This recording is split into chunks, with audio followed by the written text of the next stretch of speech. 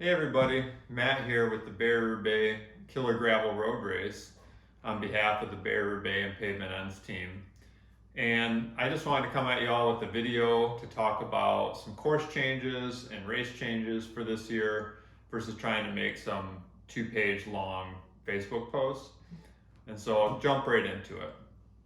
If you've been at the race the past year or two, you're familiar with some of the key changes we've had, like self-seated waves. Last year we tested out having two separate finishes, 18 and 36 finished downtown, 62 and 100 finished about a mile out of town.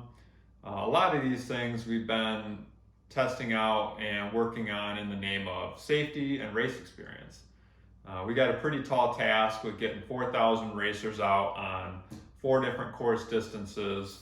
And I got my map here too so you can see.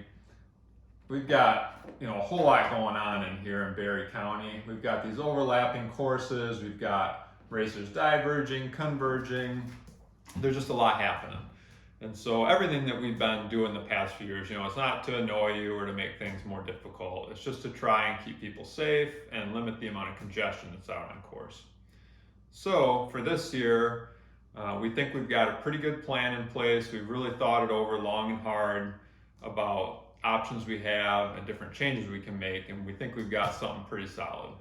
And so the first thing I'm excited to say is that we'll be going back to one finish line in downtown Hastings. So everybody from the 18 milers all the way through the 100 milers are going to finish right in front of the church on Green Street. We're going to stick with not having that left-hand turn at the last minute with the fast downhill. Instead, we'll have that mile-long stretch on Green Street, a little false flat at the end. It's wide open, good view sight of what's going on ahead of you, so if there's any kind of traffic you can safely navigate that.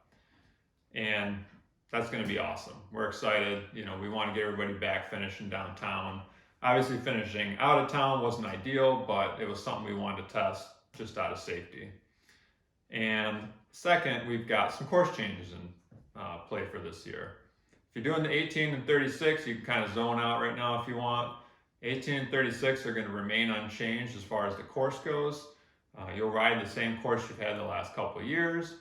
The primary changes will be in the 62 and 100 mile routes. 62, we'll have a few subtle changes because we want to get that distance back up into the 62 mile range. And part of that will help us is, finishing back downtown. We're going to eliminate as much of the course overlap as possible to try and alleviate that finish area congestion. And up front, we've got a few surprises in place.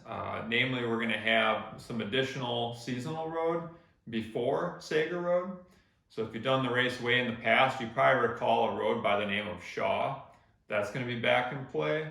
And then further on after the split from 62 and 36, we're looking at working with some private landowners on access to some pretty cool 2-track gravel lanes that we're excited about. So we don't have that course finalized. We're about 95% there, but you can expect it to be in that 62 to 63 mile range to get your distance up proper versus last year. And you can expect a little more adventure, which, the way we kind of look at it is 18, you've got no seasonal road. 36, you got a mile of it. You got Sager Road, mix it up a bit. 62, we're going to be looking at least 2 miles of seasonal road to kind of up the ante and help also just to break up big packs of riders, to get things so that, it's not such a kind of traditional road race and more of, a little more action out there. So we're excited about that. And of course, the 100 is just loaded with seasonal roads, 2 tracks. 100-mile course, we're going to have kind of a southern route. So there won't be Middleville. You won't be heading north this year. You're going to start and you're going to kind of follow the courses that they go out on Three Sisters. You're going to hit that right away. And now we're going to just weave and wind all through, a bunch of seasonal roads, a bunch of super pretty gravel roads before sending you south. And once you go south, you'll have about an extra 15 miles-ish difference from what the 62-mile course does. So you won't have too much wandering south in the open farm country. A lot of it will be front-loaded. We would include that proposed private property access, as we mentioned, about the 62-mile. So a bunch of cool stuff in play. We're really excited about it. And that covers the courses. The other big thing we're looking at this year is when distances start at certain times of the day. So 100 milers, we're pretty hand tied there. You got to start early. You're going to stay at that 7 a.m. start. And since we be at April 15th this year, you'll have a lot more daylight to work with than the March start time. So that'll be great. In the past, we've had 62 start first, 36 second, 18 last. And what we're going to test out this year is we're actually going to send 36 milers at 10 a.m. So 36 mile racers, essentially you're going to be the first big groups to hit the main course. By that time, the 100 milers should be quite far south off the course, so you should have a free crack at it. And we're going to delay the start from 36 to 62 by an hour. So 62 milers will start at 11 a.m. And the whole goal there is to let 36 milers make their way, get through the course so that 62s won't be running into all kinds of traffic. You'll have a pretty free crack at it too. We're excited about this. We think it's a safe way to, split up a lot of the pack, split up the riders so that there's, as little passing as possible. Naturally, it's impossible to eliminate all passing that'll happen on course, but, we want the passing to occur kind of in the heart of the course versus, at the start of the finish when things get a little more frantic, we'll say. And last but certainly not least, 18 miles will start around 11:15. And the reason for that is that the 18 milers cover the course in 45 to 50 minutes, the fastest ones. And with the shared start finish, we only have basically a little bit less than that amount of time to get all the riders out of the start so that the 18 milers can come in. It's just kind of the nature of the beast. And so 18 milers, we're going to give you as much dwell time as we can after the 62s, but we also need to get you off and on the course so that you can make your way before the 36s start finishing. You see, it's a big puzzle. There's a lot going on. And outside of just, the safety of the racers, which is the number one thing, of course, and the ride experience, we've got dozens of police officers, we've got hundreds of volunteers that, volunteer their time to be out on the course, to marshal corners, to, wave you in the right direction.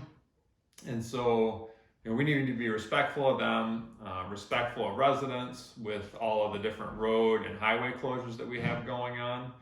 And, just kind of everybody work together as a team because the city of Hastings has just been amazing to us. They've really rolled out the red carpet. They are just awesome to work with. Same with MDOT and other government agencies in the area. Just can't say enough nice things about them. And we want to keep it that way. And we also want all the riders to have a good time. We want families and friends to have a good time. So we're excited about it. High points. We've got one finish again. We're super excited about that, right at the after party. Some timing changes, it won't make any major impact to the way you experience the course other than hopefully in a really good way. And a few course tweaks that we're still ironing out are now 95% there. And you can expect those to be posted on the website as soon as they're ready. Right now we have all the existing 2022 routes. So if you go on there, that's what you're gonna see. We'll get that update as soon as possible. And if you've done the race by now, you know that there are going to be some sweet courses, so nothing to worry about there. We'll get all that information up stat so that you can go out and pre-ride it, check it all out, see what you think about it. So with that being said, I'll let y'all go. Thanks for being patient and watching this video. On behalf of the Pavement Ends team, we're super excited to host another edition of this amazing gravel road race. And we can't wait to see how registration goes this Saturday. Cheers.